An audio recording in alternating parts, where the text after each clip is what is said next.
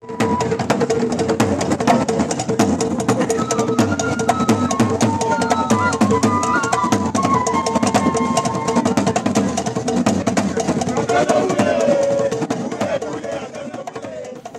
ala na bala men bem central Togo television na dan famille c'est de l'état de famille c'est de wakatu en kisur économique de mo la barwana klem ke dan do sinje urumbu la bar na tozo da nozda de Togo de le da bol de bangeti da bayawo e perviena manase be ko dubo ke de oro na ke de da umbi bi da bi bona men telemo to basba dana se te guardare de school de sorte de farandero do bondu ko de school bi do bala de no domine ka belem basba ke de dana se da rose bele dani se blege gini de farande belem de tedo ko jodo sojo a we god bangmare le passé belem ba farande beti wo furna belem la barde wala ta meni da cerete le ro la gabse le de bol de farande dana se do ke de woro ba god bo bamam ala ramele se ba bala ba ya coupe du monde na klem ke de bang beti dana muna ase chet to wala na umba se ba bizu bo Qatar ba beze bakama ala ramele kan ke de dunia de bang beti na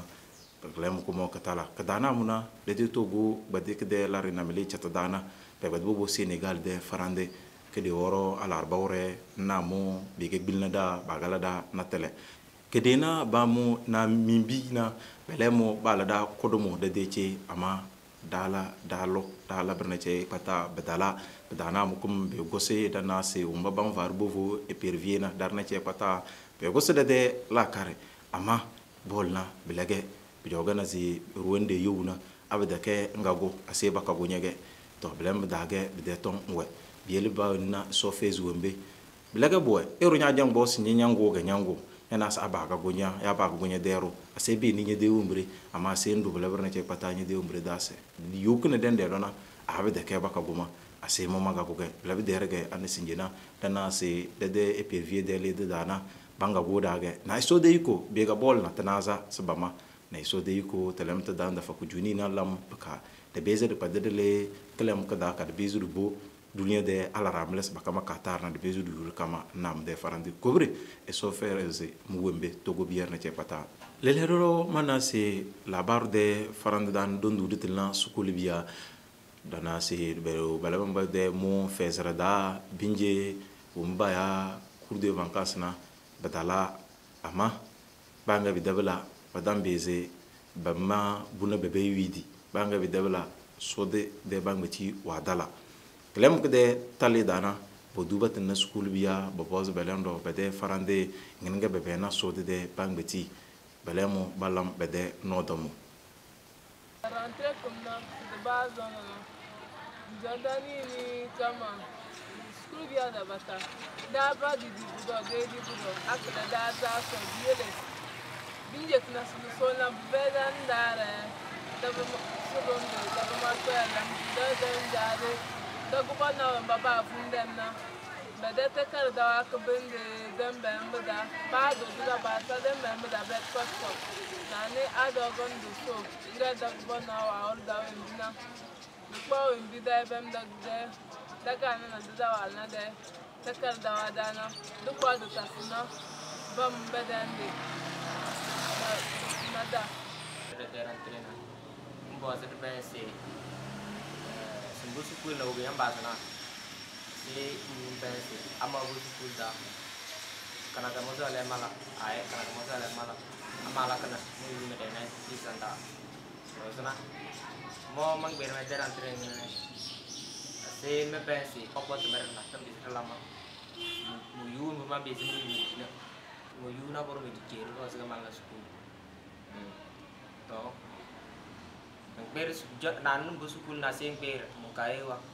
bikwa komwa krayawa ardroas wa prangaro namo bu sukul ta dan tala namo tangana ase bi pose vera ecolage bilem go boe de sukul biya e so famille sa so toujours ezindo na la fia dana se so gbadi tanda sara rodu ni da reba dro dana le de wa ko ge belemo sbaso bele sotanda urumbumu le dona dangba de ko labaro de pena de Guinée farande ke de urumbu patumbo ker fulutozo rosa belage dane se malfoa wa bambam belembe de le président peut-être de ko jodo wonjona bo malfoa bo to tuwi na farande be gwadde su ko ne bonyu dawde alwat dane se belage bede sojo amba bovu bede te de ko jodo na belamo ba mere pambede ko jodo balam basi balam bede farande balam bede dana so ma ba ngere basi balam bede farande balam bede ko jodo gabaya national et international que l'intégrité le muge ko jodo le moale fa labaro do bibi furuge balam bebi bede président basi bojona le de wole da wole se bambede président bilana do ede powda bang beti de farande da fitina wa babuwe kidim de farande dana se tamade farande do bod kadala do dana se nazina bambede te da maranare da sa aba ave dondo se maradondo ba dana se bang beti ge te de ko jo dana sole bambo balon bu bozole na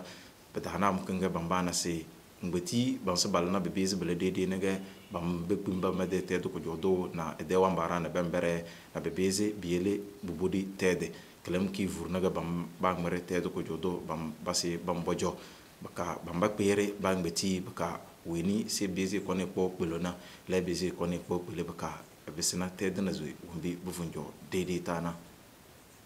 bile muga boye bodolona eso jamu elede no domurke elede no domulan worona dana se bede Afrika tede ko jondana belembe de ko jodo lemu badige RDC de ko jodo ge lemu gabaya Félix Tshisekedi lemu wololo we virum belemu se belemu gabodomo mo emo de faranda nazana pakna bagba wono Alpha Condé dona kadalamo pelaga ba de batale ba katede bis ko chona zumbi ke bat ko jona bat buzuma o mbina pat bu chobele bedolona ele murke sedi awde ko jodo wakat kana do dana se ganade ko jodo do kana ko kale nana ku fadu ele mo se bodomomo blage ase ba de batale tedo ko jodo ge baka bangbeti ebese bicho dede naze wombi tede fun njona yo ko bire manasi Guinée de farande bagba Alpha Condé wenti tlem tiba tegena nam de farande nage dagba de lizina tinda de fermiro so fera ka zombi ko bire alana bala min bem central to ko television na wakati wenki sirpa de semi la barwa de fa de farande nando anatoro wechero urumbu anatra gale menni de teni central to ko television we momoro miro morozi baka central to ko television mananse chao joge ko bade ko we de danas alkaria woroge mairie woromele ko bade ko we awene bade tala na mo farande na wambize bade na ke anyanjade we nyazole bafa labaro bangeti da ya uga nyaba nyazole duini ke nyazole nyambize ndal na we bakabala mbala bechelemi e sofar mi ko zombi mena bemi central to go television zamandra ke pata di tele mi denye